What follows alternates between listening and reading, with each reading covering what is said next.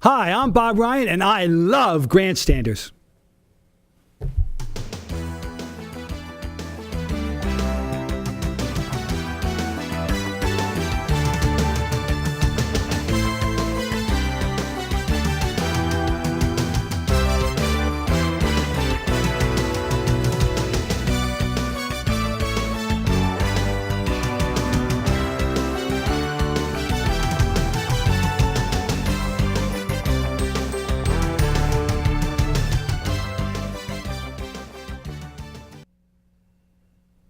Hello, and welcome to another edition of the Grandstanders. I'm your host, Scott Kerman, and I'm joined by my usual cohorts, Russ Stevens on my left and Uncle Joe McLaughlin on my right.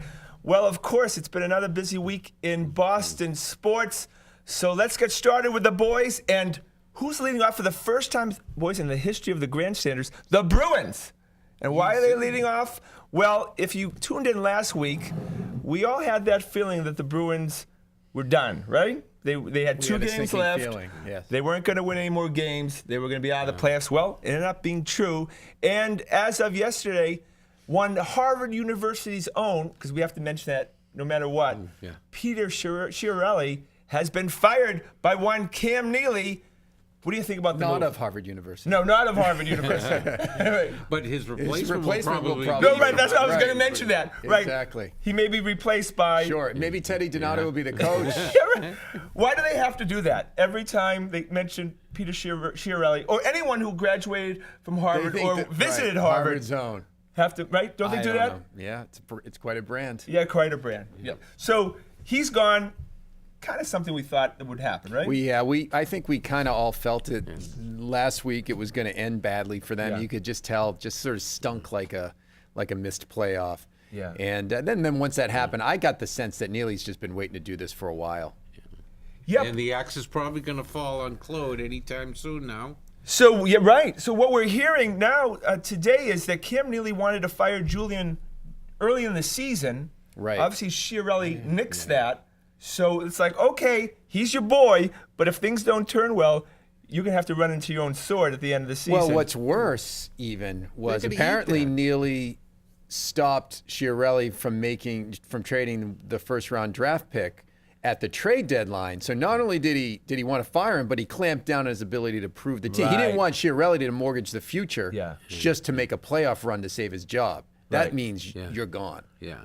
Well, I thought that was the craziest press conference I had ever seen a few days before the season started when he traded Boychuk and he went on the air and said, we are not as good a team today as we were yesterday. And the boys in the locker room are not happy with me right now. And this is how we start the season? So what's the point of making the deal then? Right. I don't understand. That whole thing just didn't make sense. You know, it would made much more sense when Belichick traded Lawyer Malloy. Yes. Right. He lost the locker room. Somehow they bounced back Yeah. from that. I think they ended up winning the Super Bowl that year. Yeah, they Yes, did, they right? did. 2003, right? But this thing lingered all year long. And Yeah. Belichick didn't do a press conference when he traded Lawyer Malloy to come out there and say, we're a worse team today than we would have been yesterday. Absolutely right. Great point. I've never seen something And like he that gave, before. gave no excuses or reasons Well- other than I want to make the best team, Well, best things to the Parcells football always team. said, this was one of Parcells' greatest things. He's like, if you give the players an excuse, they'll use it. Right. And Chiarelli basically gave blanket before the season started, every player in his team an excuse. Well, you know, the GM traded, our second best defenseman and we're not as good of a team. He admitted it. Right. And, I mean, who does that, right? I mean, who cares about the salary cap, 4 days before the season? That's your problem during the off season. Right. Yeah. You don't start doing maintenance salary cap-wise 4 days before the season starts. It turned the whole season around in a negative fashion. Obviously, it cost him his job. It looks like Julian's coming out the door. It's just going to take a couple of days. Well, you give the new GM the choice. Don of Sweeney. coach, right? Don't you? Yeah. Well, if they're going to blow up the team and have a lot of young guys coming in, Claude Julien is not the man for the job. He doesn't like young players. He likes old, established veterans that get back on defense. He doesn't care how slow they are Yeah. or the fact that they couldn't throw the puck in the net as long as they get Right, back. Joe. And they asked Julian if he wanted to resign yesterday. Yeah. You wanna Would get back the Would you money? mind forfeiting the 6-year extension or whatever the heck that thing was? They That was they're on the nutty. hook for 3 years with him. That's the only reason why he's still here. And he says, no, I would Absolutely. like to coach the team as long as you would like me to be the coach of the I'm team. sure he would. Well, it's so clear. I watched about, 15 minutes of that Capitals game last night. And it's so clear. Those teams have such a speed advantage and skill Snappy. advantage over the Yeah. Bruins. It's remarkable. It's like watching a different sport. It's time for Yeah. they've got to start to slough some guys off. Lucic serves no purpose in today's NHL. If he's not fighting someone, he doesn't skate fast enough. He doesn't score.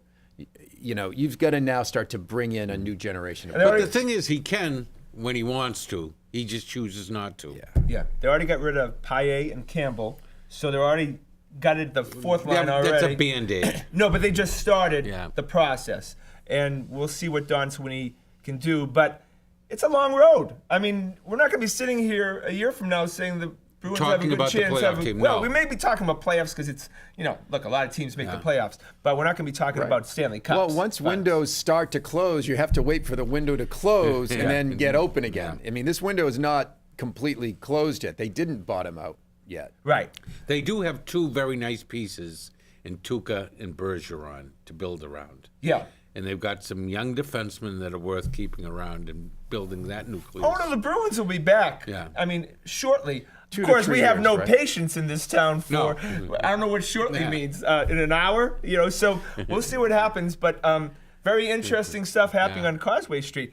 And some more interesting stuff, and I don't want to ring our bell too much, but on the same show last week, and you can watch that on YouTube, is we predicted that the Celtics would make the playoffs, and they did. Yeah. Not only made the playoffs, 7th seed.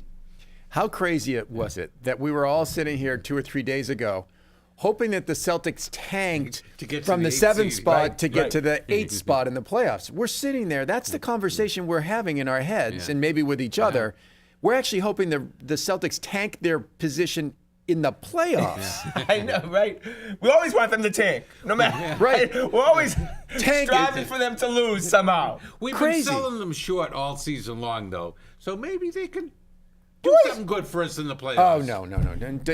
Guys. Maybe I am let's- That's crazy yeah, talk. that's Uncle crazy Joe talk. now has If crazy they talk. win That's one what I game, like, right, yeah. if they win one game, we should all declare Celebrate. victory. Oh, yeah. If they win two, I'll be shooting off fireworks. I'll tell you. Absolutely. Well, One the is best chance they actually have of winning a game on the road would be the first game. I That would always think seems so. to Yeah, be that. you might be able to Yeah. surprise them. You could get an injury, but they won 40 games. The Celtics went 40 and I know. 42 this year. I know. They went 24 and 12 over their last 36 games, second in the NBA behind Cleveland. 6-game winning streak.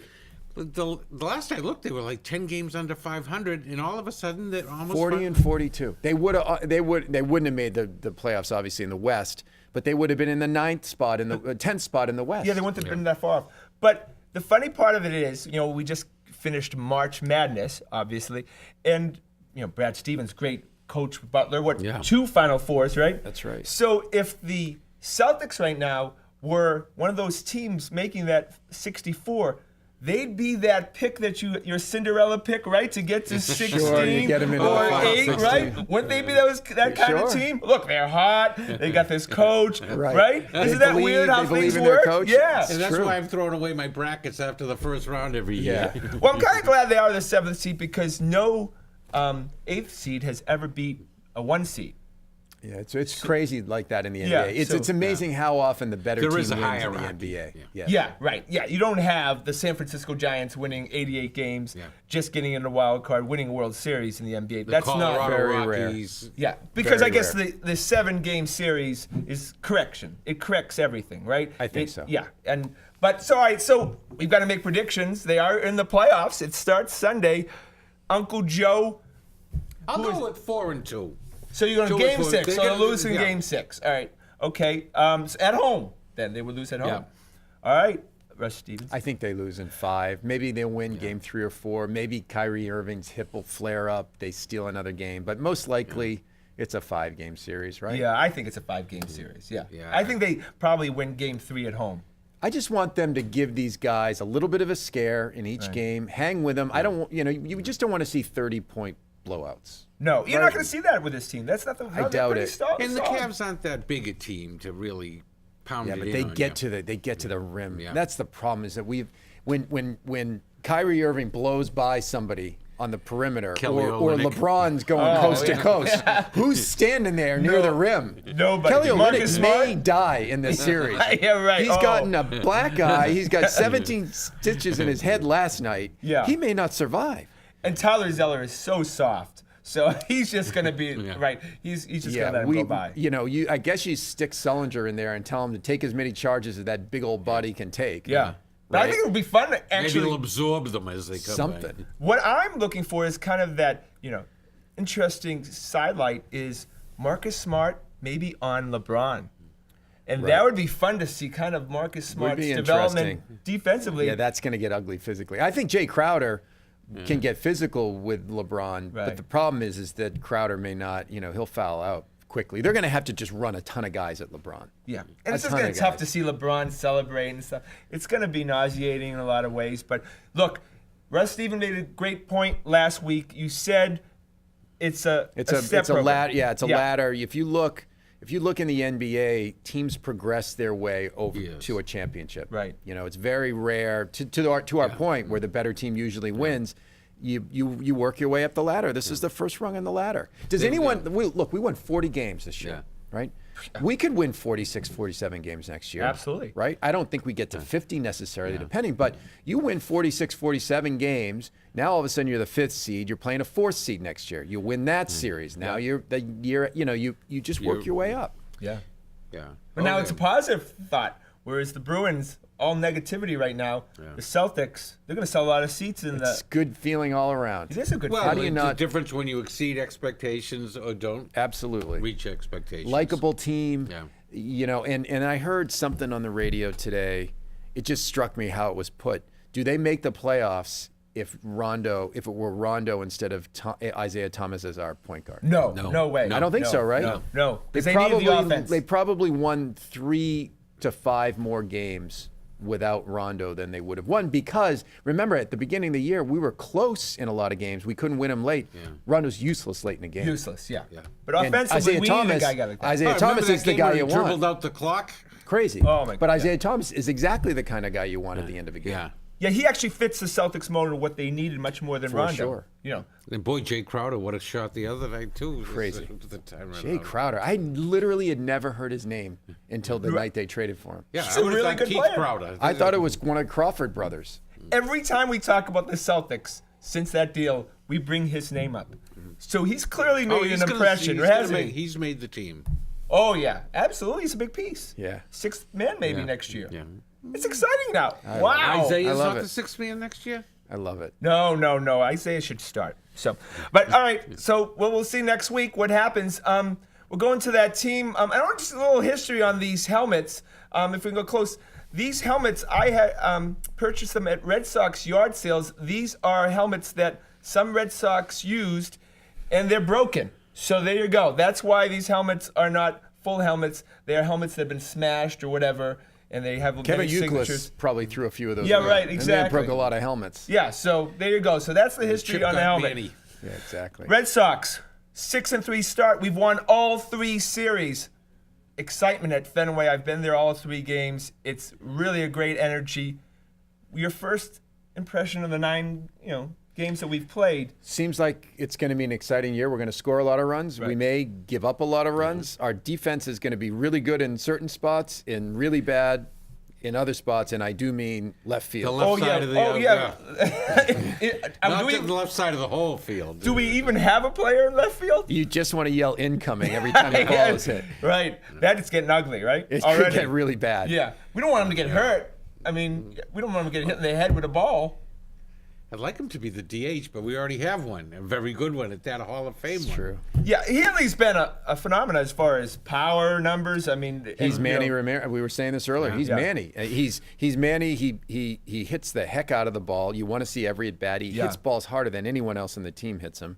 He can't play defense, and he seems to loaf a little bit. Can he play Yeah. first base? Yes, he does. Yes, he does. Right? Can he play first base? Sure. Napoli hasn't done a thing all year. Has he had a hit yet? Guys with one leg used to be able to play first base. I don't understand. You know what I mean?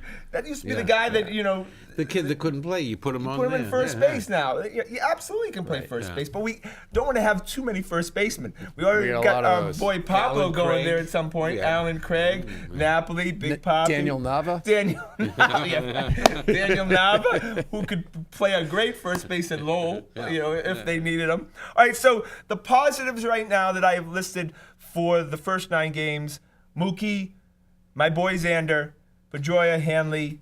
I think the bullpen's been pretty good. Yes. Yeah? And I think the crowd, I've only been to one game, but the crowd was outstanding. It was electric with excitement. Scott said, turn around. I looked around.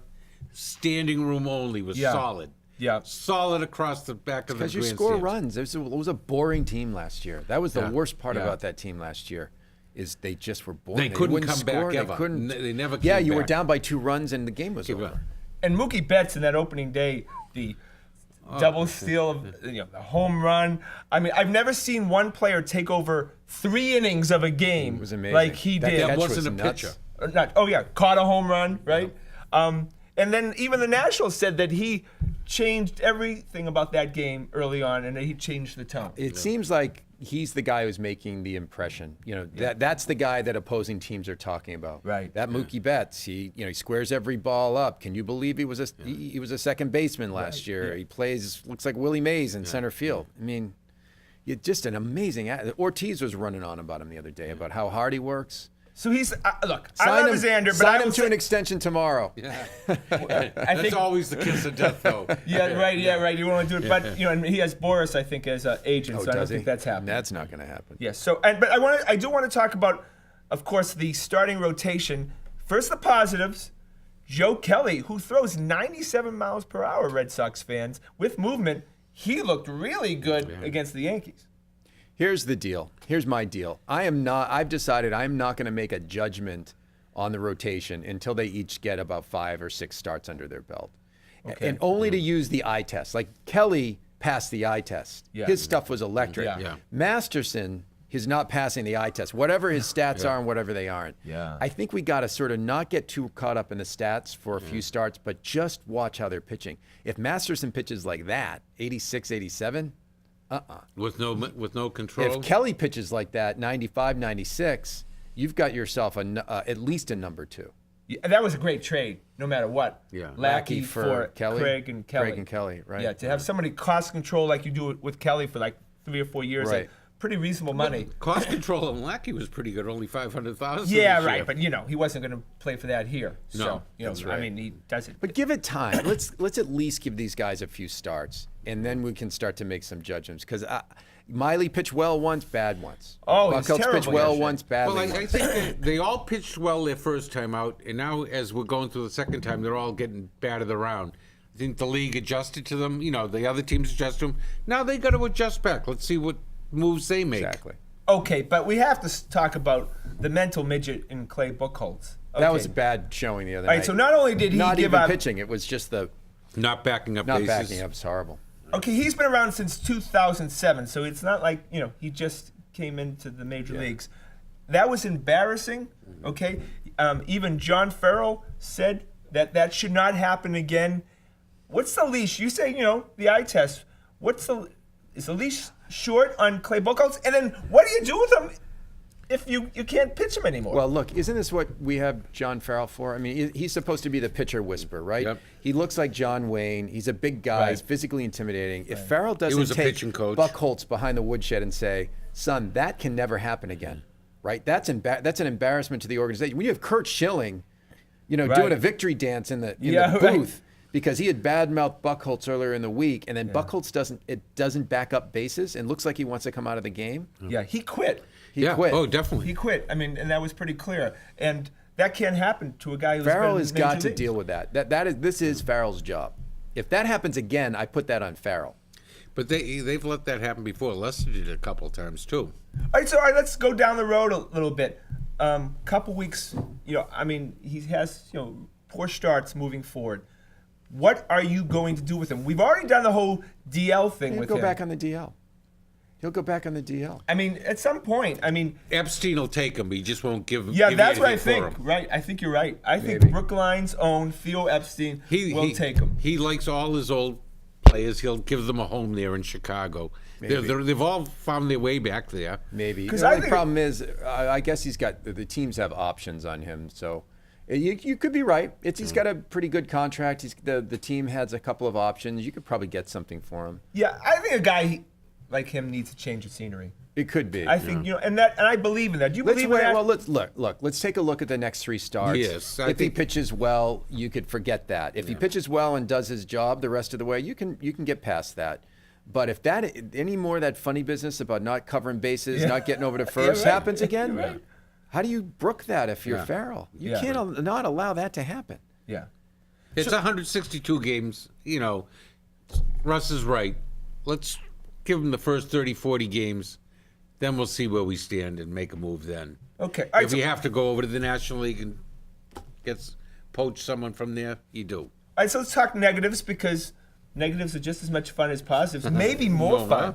huh? So who do you feel like, other than the guys we've already talked about, in the starting lineup that you've been disappointed with? Me personally, Mike Napoli, who I've been calling on to trade for many weeks and put Alan Craig in there. He's looked terrible In the field, too. in the field too. Sure. And that was the same deal last year. If that he looked really. Very I know he streaky. had the whole face thing and all that stuff, but it's the same kind of play that we saw last year. Most of the year with him.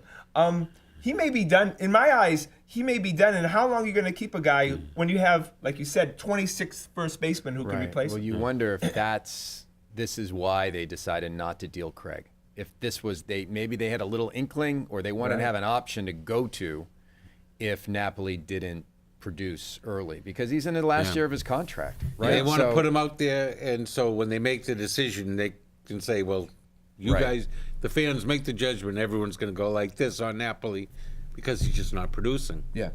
And I've never seen less, I don't know, energy or excitement about a guy we just signed to a $100 million contract than Pablo Sandoval. He's just another guy. I mean, he's not bad. He's not good. The crowd really doesn't even recognize him when he comes up. Kind of weird for that large of a signing, But right? he has a little bit of that reputation that he's not regular season. He's a good player. He's not a great player. And then you get down in towards the clutch and the playoffs and everything, and all of a sudden his whole thing emerges. Yeah, he's sneaky good. You know, Right. But he hasn't really caught on yet. not I yet. mean, no, But it's early. These guys have what 35 at bats, 35 plate appearances, 40. I mean, he could go on a run, go 12 the for team. 15 over the next 3 days, and we'll be having a different conversation. Right. Yeah, that's true. But now, when is it too early or too late to start looking for pitching? And we can talk about other guys other than Well, Cole no, Hamels look, too, I right? think you go yeah. one. I think you go one by one, right? So Masterson looks like that's going to be the first decision, Middle Right, relief, right to middle and relief. you can push him into Yeah. middle relief and either go with Stephen Wright, who, by the way, you want a knuckler baller on your staff. If that Yankees game told us anything, it's awfully nice to have a guy like that on your staff. How did he right? look, Russ? Did you catch He that looked. part of the game? Yeah, I did. I watched it to the end. I mean, the guy threw 5 innings, 6 innings late. But you could bring Wright in, or you start to think about if it's Masterson, you start to think about maybe one of the kids coming up Yeah. and giving them 5 starts. And I'm a big fan of Brian Johnson. Yeah, that's a big guy I like. You can't take Buchholz or Porcello and replace him with Brian Johnson, but you could take Masterson and Yeah. replace him for 5 starts with Brian Johnson. I'm disappointed because I still believe in Masterson because I like him. I liked him when he was here. Sad that he left. But we'll see on that one. He doesn't look What's like he happened has to his anything. velocity, though? He doesn't look like he has anything. Now, again, you could put that guy in the pen, and he may have enough left on his arm to be a great 2 or 3 inning pitcher, and that kind of gives you that knuckleball sort of effect. He's always great the first time through the lineup. That sidearm Sure. gets people thinking. Then he comes over the top, and they're way ahead of the thing. Yeah. But the second time they come up, they're waiting on him. Right. All right, that's enough for the Red Sox because I always on my list put the Olympics. And we didn't get with Bob Ryan to talk about the Olympics. We actually did it off camera. And but that's a big topic. I do want to spend some time. I'm a big fan of the 2024 Olympics coming to Boston. I think it would be great in so many levels, construction-wise, marketing-wise, everything to help Boston move to the next step. So that's my opinion, and I'm hoping that still happens. What do you think, Russ Steven? I think I agree with you in the sense that it could be the ticket for us improving a lot of things that, as we know in this state, in this city, are almost impossible to improve. Won't Like you happen. need some sort of event like that. You needed the big dig to happen in order to have all this stuff get done, Yeah. right? It's not going to get done in an organic way. So that's the policy side. I think it would be fun. I mean, how much fun would it be? I think it would be fun. Yeah, everyone whines, oh, the traffic will be terrible. For 2 weeks. We just had a bunch of major snowstorms and traffic was terrible for 2 weeks. It melted, You could do it's anything. gone You can away, get through anything for and 2 everything's weeks. springtime again. Exactly. Only with this, they'd leave behind about $12 billion that wasn't here before. Yeah. From all over the world, Singapore money, Chinese money, Russian money, coming from all over the world that wasn't here before, that is here now.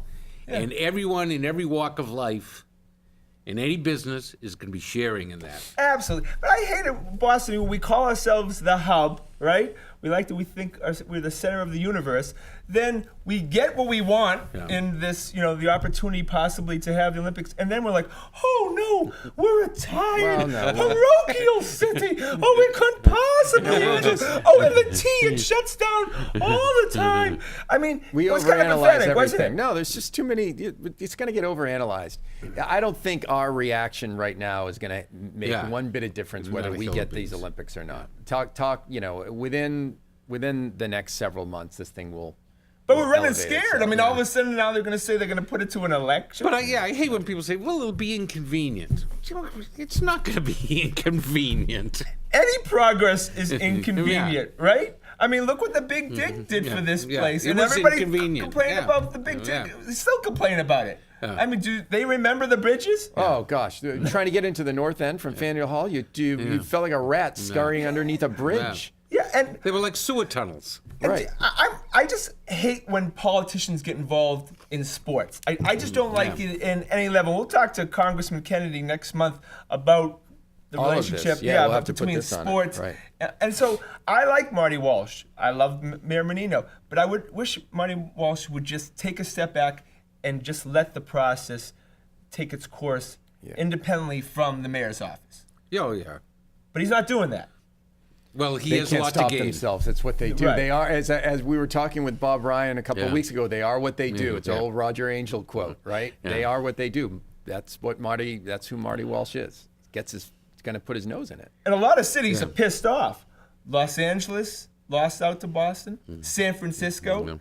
We were just in Washington, D.C., and we have great friends, the Johnsons, who actually were part of getting the Olympics to Washington, D.C. They can't believe they lost to Boston. By the way, everyone's been losing to Boston for the Yeah, no, last 12 years. right. Everybody. Yeah. St. Louis, Super Bowl championships, basketball championships. The whole country has been losing to Boston for the last 12 years. No, it's true. And then, of course, they have the NCAA hockey finals That last was weekend. By the way, That was a I know local that final. was a terrific game. Terrific. But then it was at the Garden. Of course it was. You know, But I mean, Boston Between two lost. local teams. Yes. We've only lost to Providence. Right, Providence, right? Next town over. Which I was actually kind of rooting for Providence. Yeah, we've because- sort of annexed that Right. state anyway. So Yeah, because you feel bad they had never won anything before, and it meant a lot more to them than BU just. you felt bad for that BU goalie. Oh my gosh. Yeah, that's about as I've never low seen as you something get. like that. Have you ever seen a Sickening. goalie Not give like up a that. goal like that? Not like No. that. Yeah, that's sad. And it's a guy I don't think has a potential pro career, so he's going to be sitting gonna be on living that that for a while, long yeah. time. Yeah. Yeah. He's So going to be playing in the adult leagues, and yeah, right. Probably making the I same had a mistake. chance. Yeah. Well, that show went quick, boys. sure did, That yeah. was great. Another great week of the Grandstanders. I want to thank, of course, everyone behind the scenes. Want to thank Russ Stevens, Uncle Joe McLaughlin. My name is Scott Kerman. Have a great night.